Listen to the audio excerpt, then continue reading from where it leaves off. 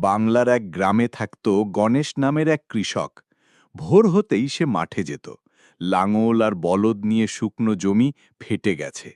কৃষক চিন্তিত হয়ে তাকিয়ে আছে। কিন্তু সেই বছর বৃষ্টি হলো না।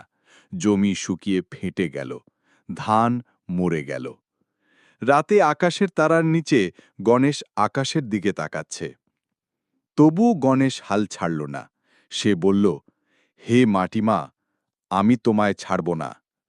খাল থেকে জল টেনে জমিতে ঢালছে, ঘামে ভিজে কাজ করছে। পরদিন থেকে সে খাল থেকে জল এনে জমিতে ঢালতে লাগল। নতুন বীজ বপন করল, দিন রাত পরিশ্রম করল। মাঠে সবুজ ধান দুলছে, গ্রামবাসীরা অবাক হয়ে তাকাচ্ছে। কয়েক মাস পর বিস্ময়কর দৃশ্য দেখা গেল। গণেশের মাঠে সবুজ ধান দুলছে, সোনালি ধানে ভরা ক্ষেত, কৃষক হাতে ধান নিয়ে খুশি। শেষমেশ জমি সোনালি ফসলে ভরে উঠল। কৃষক হাসল, তার চোখে আনন্দের জল। সে বুঝল, কৃষকের আসল শক্তি হল ধৈর্য আর মাটির প্রতি ভালোবাসা।